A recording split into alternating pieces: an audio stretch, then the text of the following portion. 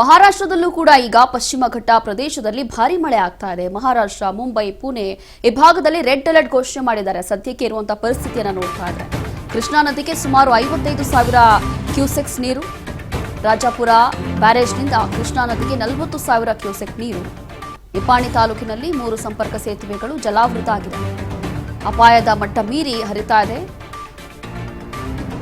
ದೂದ್ಗಂಗಾ, ವೇದಗಂಗಾ, ಅದರ ಜೊತೆಗೆ ದೂದಗಂಗಾ ನದಿಗೆ ಅಡ್ಡಲಾಗಿ ಕಟ್ಟಿರುವಂತಹ ಸೇತುವೆ ಕೂಡ ಜಲಾವೃತ ಆಗಿದೆ.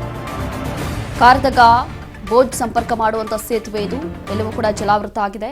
ವೇದಗಂಗಾ ನದಿಗೆ ಅಡ್ಡಲಾಗಿ ಕಟ್ಟಿರುವಂತಹ ಬಾರ್ವಾಡ, ಕನ್ನೂರ, ಬೋಜವಾಡಿ, ಗಜರವಾಡಿ ಸೇತುವೆ ಸಂಪೂರ್ಣವಾಗಿ ಮುಳುಗಿ ಹೋಗಿದೆ. ಮಹಾರಾಷ್ಟ್ರದಲ್ಲಿರುವಂತಹ ರಾಜಾಪುರ ಜುಗಳ ಸೇತುವೆ ಸಂಪೂರ್ಣವಾಗಿ ಜಲಾವೃತ ಆಗಿದೆ. ದೃಶ್ಯಗಳಲ್ಲಿ ಗಮನಿಸ್ತಾ ಇದ್ದೀವಿ.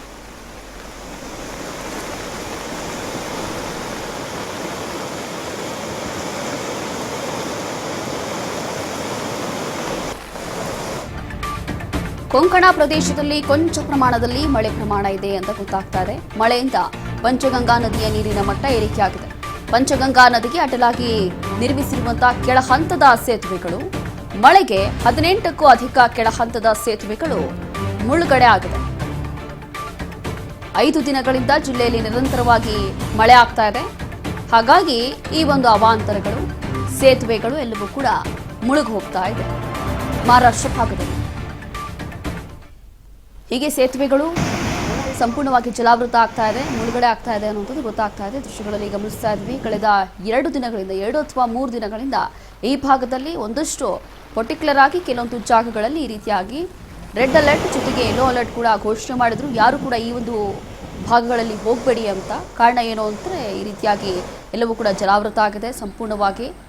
ಹಾಗಾಗಿ ನೀರಿನ ಮಟ್ಟ ಜಾಸ್ತಿ ಆಗ್ತಾ ಇದೆ.